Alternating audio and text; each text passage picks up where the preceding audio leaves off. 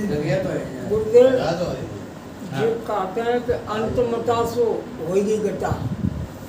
तो आखिरी में जब हमारा स्थानांतरण हो तो हमारी बुद्धि में किसका ध्यान क्या रहना चाहिए जिससे हमको मोक्ष मिले?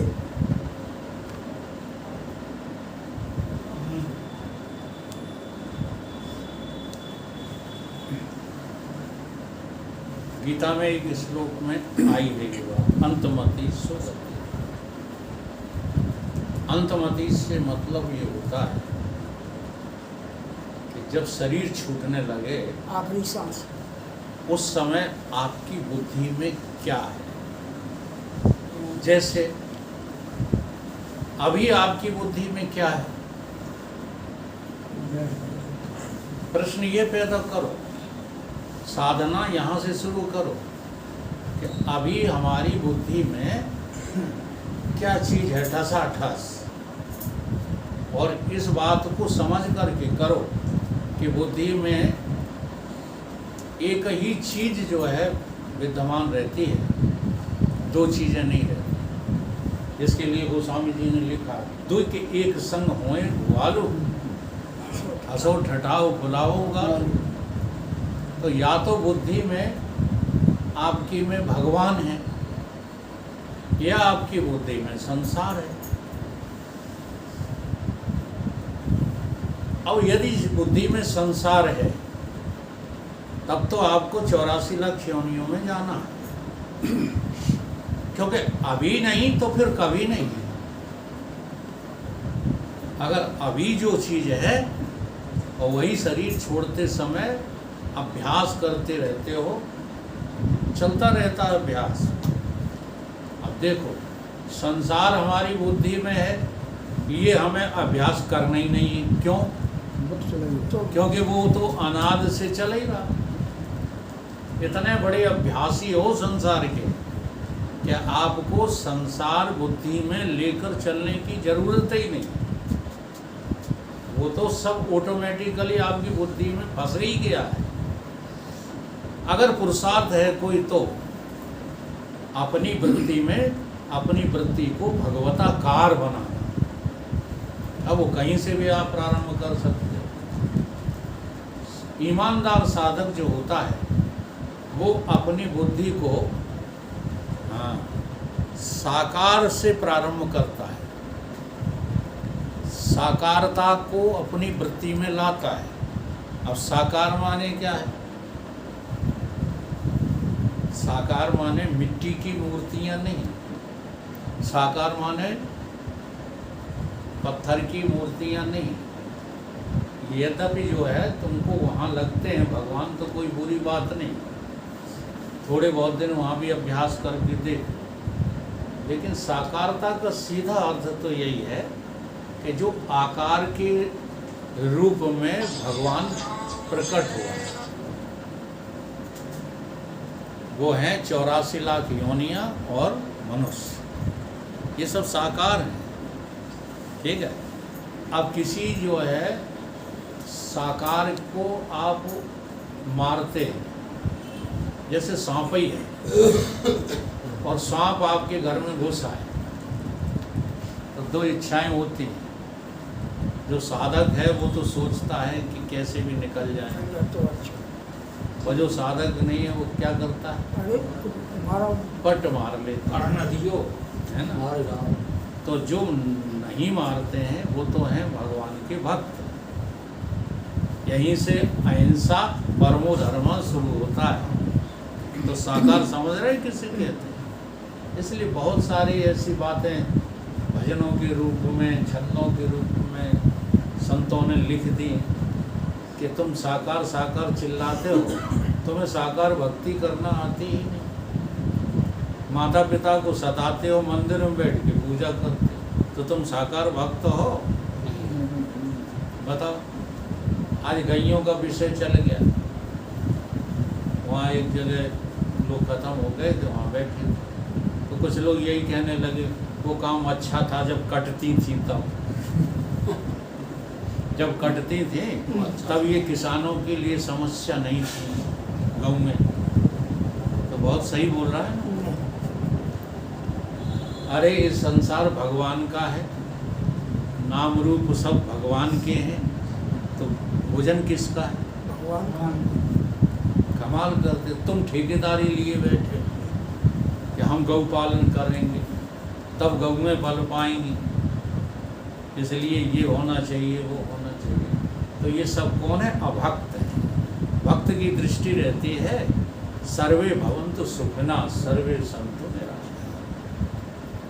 ये भगवान किसी भक्त की दृष्टि है। साकार पूजा है, ठीक है।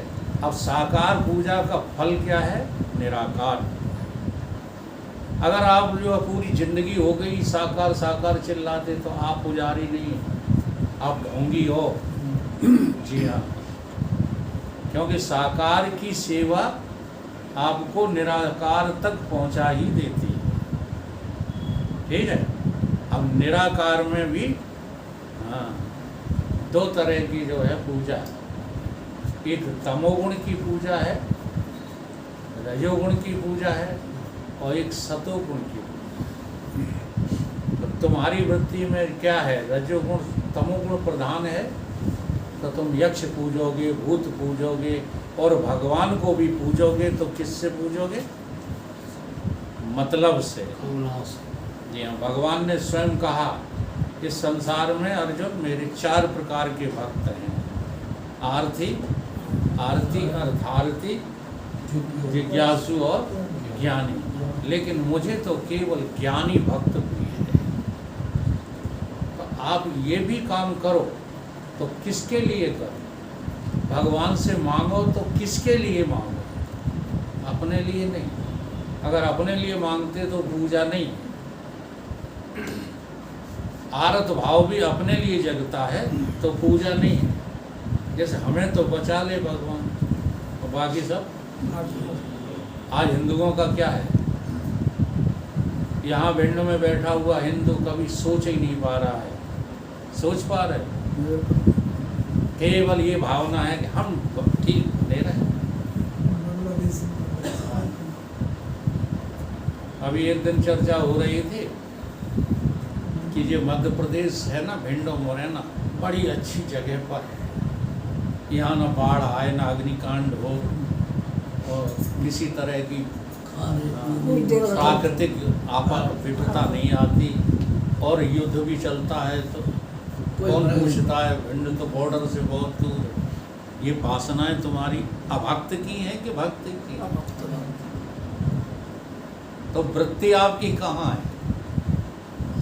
वृत्ति आपकी यदि भगवान में है, कुछ भी हो, साकार हो, निराकार हो, सगुण हो, निर्गुण हो, यदि भगवान में है तो अंत समय में भी भगवान में रहेगी।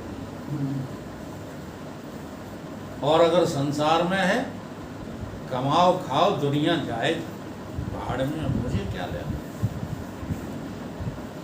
तो फिर वृत्ति कहाँ रहेगी? संसार। तो 2 ही जगह वृत्ति रहती है, या तो संसार रहता है तुम्हारी बुद्धि में, या भगवान रहता है। अगर भगवान रहता है तो उसके प्रकार हैं। साकार में होगा तो तुम्हें निराकार में पहुंचा देगा, निराकार में होगा तो निर्गुण में पहुंचा देगा। आगे तरक्की ही तरक्की। और संसार में ये बुद्धि में संसार भरा पड़ा होगा तो पतन ही पतन है। संतों ने तो नाम तक गिना है। संतों ने क्या कहा कि धन की याद करके यदि तुम्हारी मृत्यु हुई, तुम्हारी बुद्धि में क्या है? धन है। हाय धन, हाय धन, तो सांप की योनि में जीव जाता है। और भवन मकानों की बुद्धि हुई तो फिर कबूतर आदि, छिपकली आदि इन योनियों में जाओ।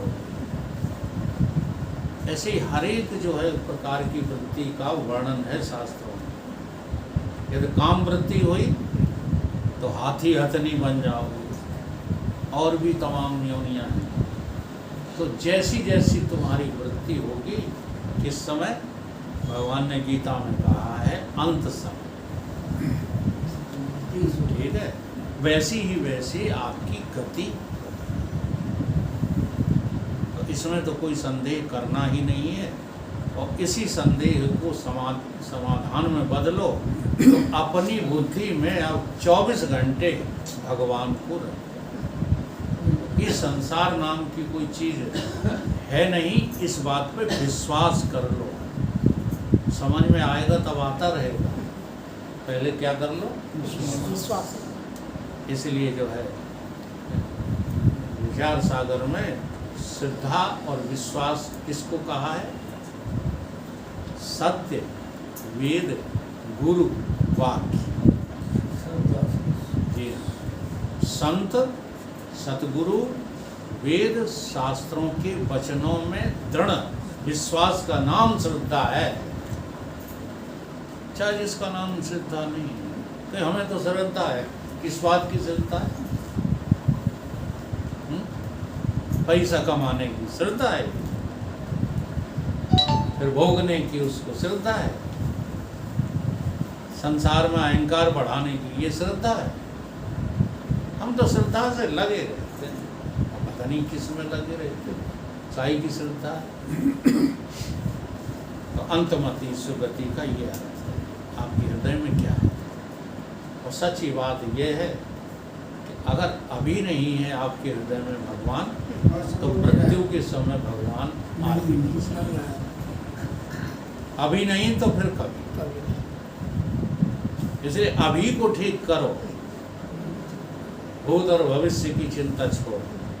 एक सूत्र देखो बताते हैं, हम कई बार वर्णन कर चुके हैं। देहात्म बुद्धिजम पापम न तत् गौवध कोटि भाव। मैं देह हूँ, मैं आत्मा नहीं हूँ, इस प्रकार की बुद्धि हजारों करोड़ों गौ वध के पाप के बराबर है। अब केवल यही नहीं कि तुम कहाँ कहते रहो कि हम देह हैं, नहीं। आपके कार्यकलाप, आपकी दिनचर्या, आपकी जो है व्यवहारिकता, आपका समय बता देता है कि आप देह हो कि आत्मा हो। लगे हो किसमें? वही हो जिसमें लगे हो ना, वही तो हो। दैहिक कार्यों में लगे रहते हो तो क्या आत्मा हो? अगला स्टेप है श्लोक का, आत्मा बुद्धिजम पुण्यम।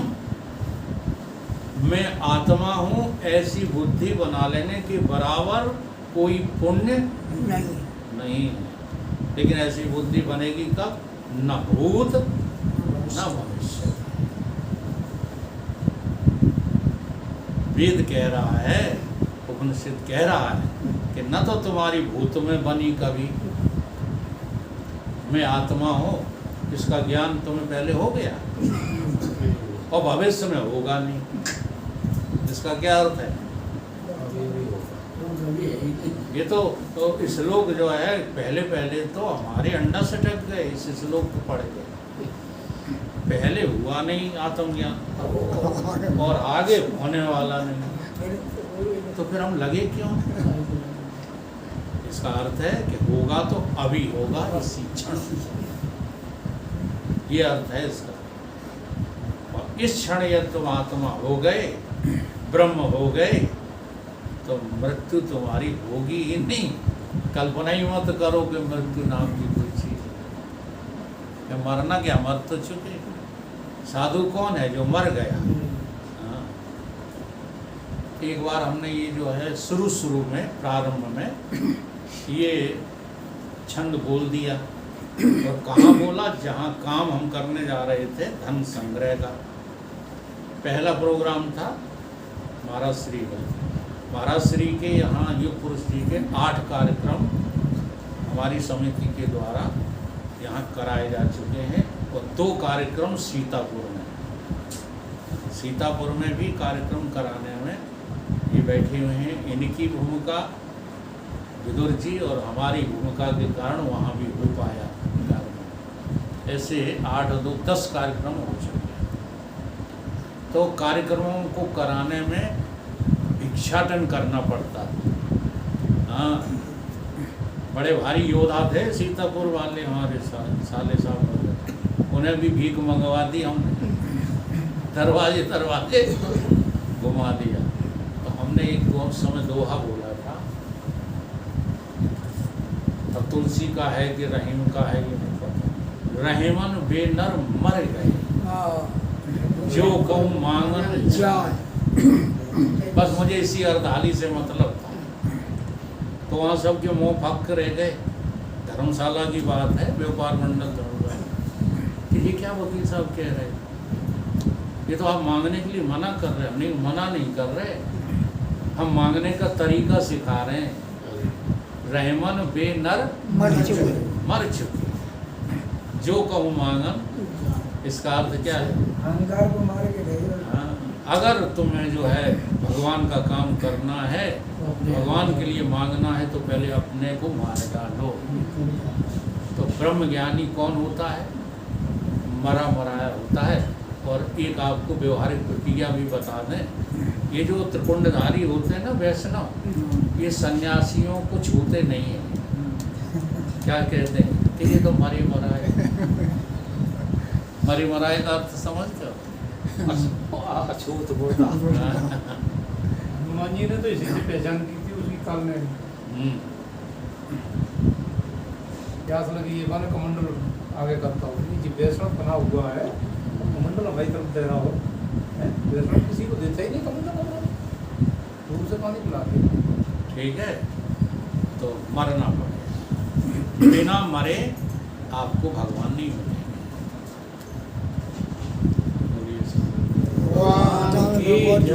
और न प्रसंग जोड़ जाऊँ, जब लास्ट टाइम वाली बात आई है, जहाँ में बिचारा ही तो लास्ट टाइम के जो बिचारा ही तो वो हम कहे थी, विचारों का नाम तो है वृत्ति।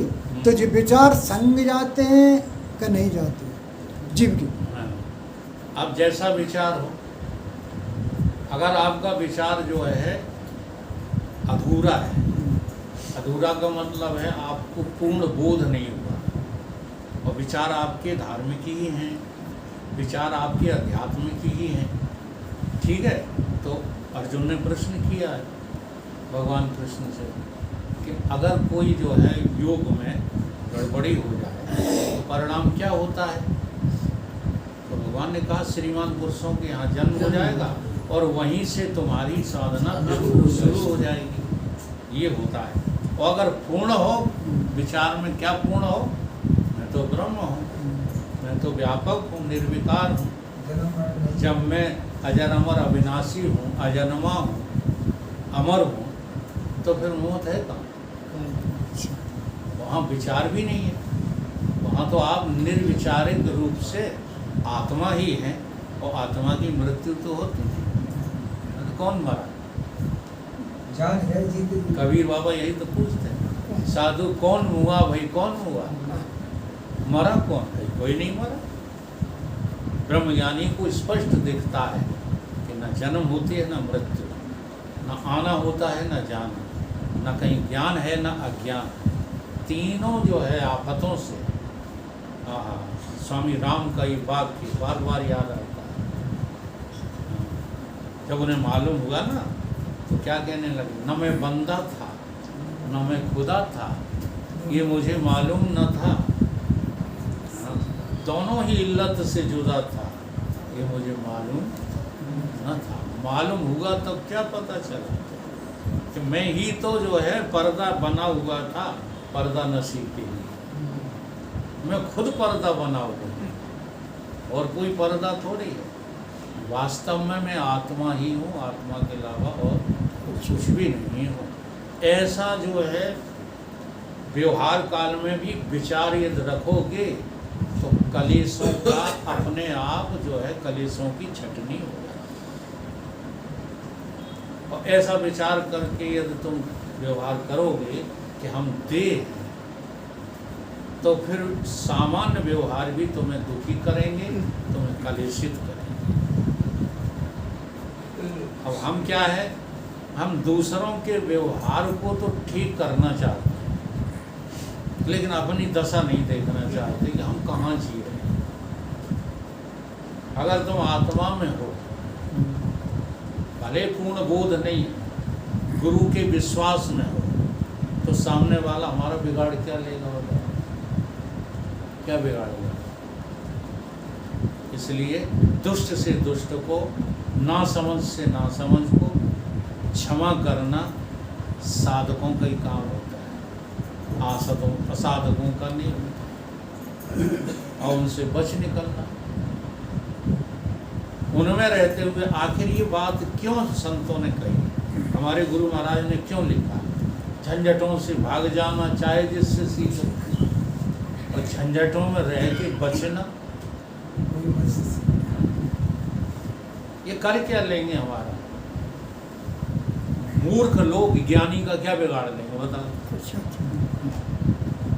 लेकिन लगता है तुम्हें तो ये लगता है कि ये मूर्ख आदमी हमें खा जाएगा। कलेशित इसलिए रहते हो, गुरु पर नहीं है विश्वास, वेद पे विश्वास नहीं, शास्त्र पे विश्वास नहीं। अविश्वास के कारण हर आदमी कलेशित। सज्जन लोग परेशान जाते हैं। सज्जन थोड़े ही हैं, सज्जन का दिखावा करते हो। हाँ, ये बड़े जो कोई कहे कि धनवान आदमी भूखों मर रहा है, सेठ जी भूखों मर रहा है, काय के कारण? कहीं धन के कारण, धन के अभाव की। तो कमाल की बात है कि नहीं, धनवान भी है भूखों भी लोगों के कारण तो आएगा, वो बात अलग है, वो दूसरी बात है, ये दूसरी बात है। तुम्हारे को जो है गुरु पर विश्वास है, तो गुरु ने क्या कहा है? गुरु ने तुमको आत्मा कहा है कि शरीर का है? तो बस आत्मा होकर के व्यवहार करो ना। कोई क्या कर लेगा शरीर हमारा, बताओ? कबीर बाबा ने तो लिखा, कबीरा मेरी झोंपड़ी गलगट मेरी बांस। हाँ, वही बात है। ये कहना आसान है, हमारा निवेदन बार बार यही है आप लोगों से कि पौवे करना सीखो। पौवे का मतलब है पालन करना सीखो, कहना सीखने में कोई मतलब नहीं। कह के तुम जो है कुछ नहीं हो पाओगे, तो पालन करके तुम इसी जन्म में मुक्त हो सकते।